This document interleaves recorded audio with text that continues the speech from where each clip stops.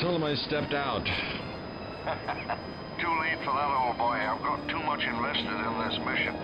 So how's the team holding up? Well, Eddie's too nervous, and Nick's too confident. I'm not sure which is worse. Great, splendid. Listen, Ian. We're having a bit of trouble reaching Sarah on the island. See, John, it's starting already. Nonsense. Unpredictability. You overreact. Total chaos. Ian, she's fine. Just collect the specimens, document your observations. And stay off the menu? Get the DNA serum. Think of it, Ian. It's possible something really has survived. Yeah, well, let's hope it ends up being us. Don't worry. This time I've taken every precaution. Spared no expense, you know? What could go wrong?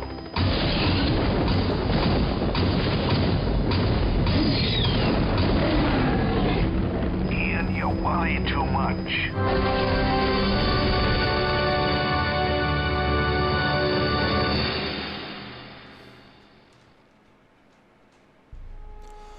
Hello all, D-Swank here. I am in Chaos Island, the Lost World Jurassic Park.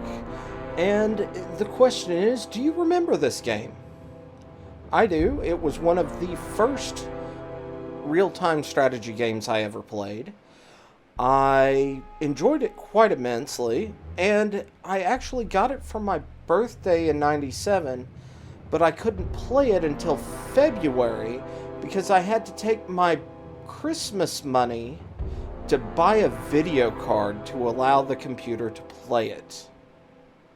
So yeah, that's a fond memory. Now, as you'll notice, I've already unlocked the bonus level, and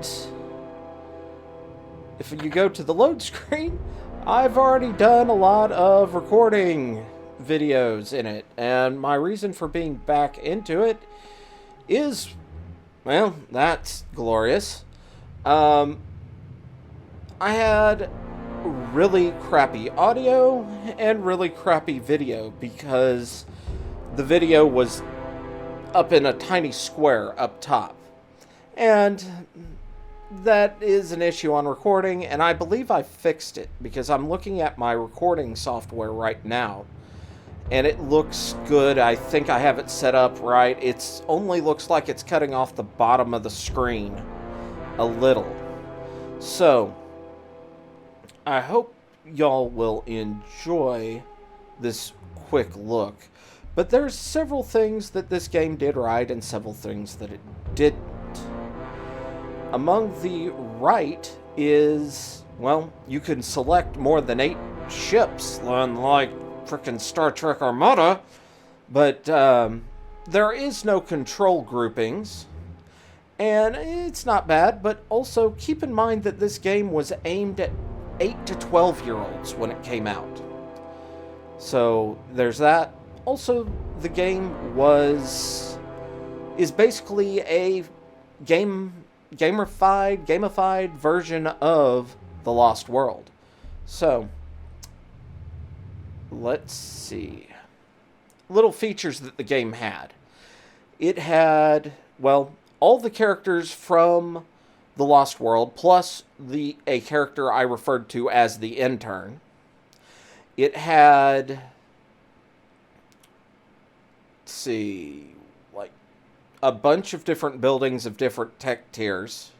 Unfortunately, you don't really get to the tech tiers until much later in the game, and they're not very necessary. And then lastly, you have the dinosaurs that you can hatch. There's 8 of them: Stegosaur, Triceratops, Pachycephalosaurus, Parasaurolophus, Compsognathus, Dilophosaurus, Velociraptor, and T-Rex. And you don't get T-Rexes until the last couple missions. So, There's 12 total missions. You only get to the last 2 by doing medium or more difficult. And then there's the 13th bonus level.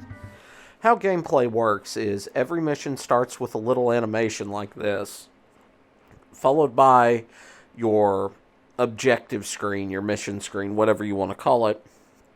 And down at the bottom, you have an option to listen to Malcolm talk to you. Give a little input on the upcoming mission. Remind you of what's going on in case you didn't watch the video. And then you go to your character select screen. Then you go to the actual mission. And you'll notice that the interface is fairly primitive. You've got your mini-map baked up in the upper corner. You've got this UI that's somewhat clunky.